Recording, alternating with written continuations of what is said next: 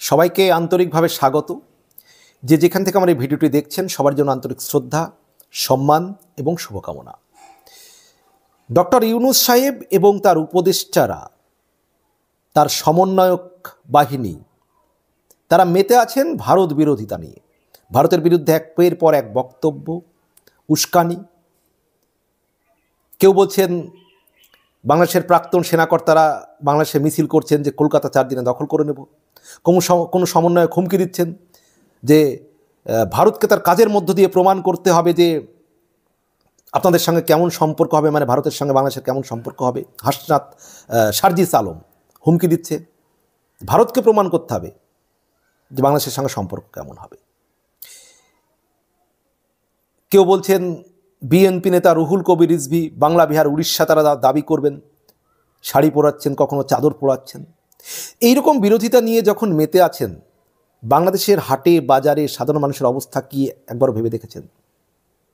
খোঁজ রাখছেন? এই কিছুদিনের মধ্যে এত টানা পড়েন, এত ভারত বিরোধিতা, তবু এই কিছুদিনের মধ্যে ভারত থেকে কত মেট্রিক টন আলু গিয়েছে একটু খোঁজ নিচ্ছেন? 468 টন, 468 টন আলু গিয়েছে বাংলাদেশে এই কিছুদিনের মধ্যে। এত ভারত বিরোধিতা করছেন, উত্তেজনা করছেন, তবু 468 টন আলু গিয়েছে কিছুদিনের মধ্যে। এই কিছুদিন আগে 1655 মেট্রিক টন চাল গিয়েছে বাংলাদেশে। তার আগে কয়েক লক্ষ ডিম গিয়েছে। আপনারা এত ভারত বিরোধিতা করে যাচ্ছেন। ভারত কিন্তু আপনাদেরকে এখনও অসহযোগিতা তেমনভাবে শুরু করেনি। হ্যাঁ, ভিসা স্বাভাবিক ভারত এখনও করেনি, জরুরি প্রয়োজন, চিকিৎসার প্রয়োজন ছাড়া। কারণ আপনারা যেভাবে ভারত বিরোধী বক্তব্য রাখছেন একের পর এক, ভারত কি করে আপনাদেরকে, মানে স্বাভাবিক সম্পর্ক আপনাদের কাছে থাকবে? ভারতের বিদেশ সচিব গেলেন বন্ধুত্বের বার্তা নিয়ে, সুসম্পর্কের বার্তা নিয়ে আপনাদের দেশে, আলোচনা করে আসার পরপরই আপনারা বলছেন যে দিল্লিতে যে ভিসা সেন্টার, সেই ভিসা সেন্টার ঢাকা বা অন্য কোথাও সরিয়ে নেওয়ার আবেদন জানালেন। দিল্লি থেকে যে ভিসা সেন্টার, সেই ভিসা সেন্টার ঢাকা বা প্রতিবেশী অন্য কোনো দেশে সরানোর আবেদন করলেন। একের পর এক ভারত বিরোধী বক্তব্য দিয়ে যাচ্ছেন। বিএনপি নেতা রুহুল কবির রিজভী তিনি আবার লং মার্চ করছেন ভারতের বিরুদ্ধে, ভারতের পণ্য বয়কটের জন্য। চাদর পরাচ্ছেন, শাড়ি পরাচ্ছেন। এই রকম যখন পরিস্থিতি, আপনারা কি একটু দেখেছেন যে বাংলাদেশের সাধারণ মানুষের কি পরিস্থিতি, তাদের দিন চলছে কিনা?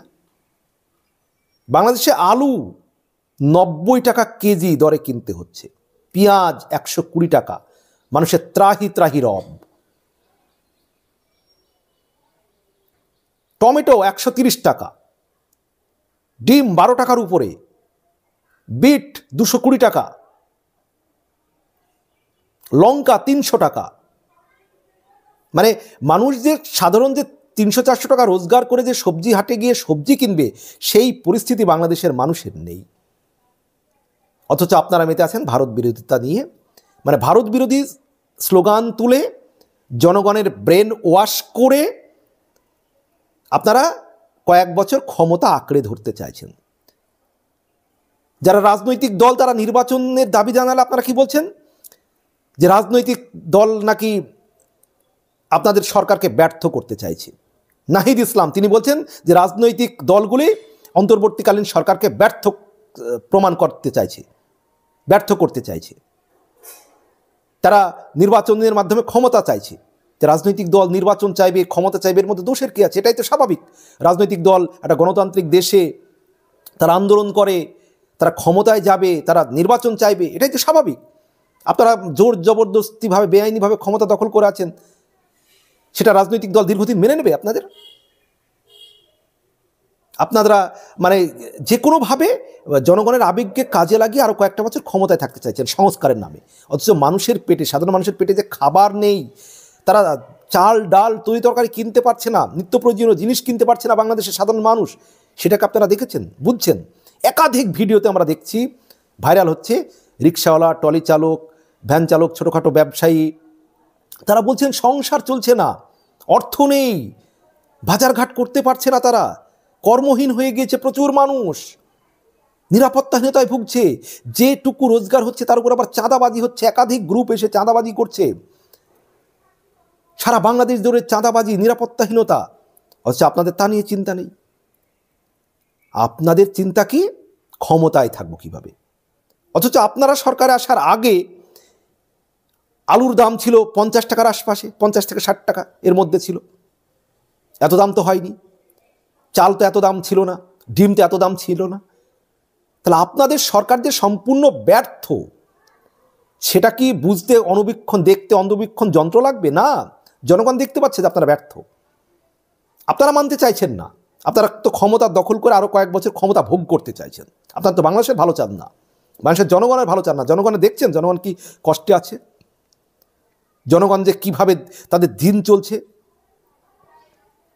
জিনিসপত্রের দাম নিয়ন্ত্রণে কোনো ব্যবস্থা নিতে পেরেছেন আপনারা?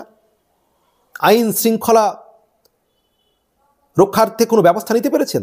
বাংলাদেশের রাত্রিবেলায় মানুষ বাইরে বেরোতে নিরাপদ মনে করছে বাংলাদেশের মানুষ এখন?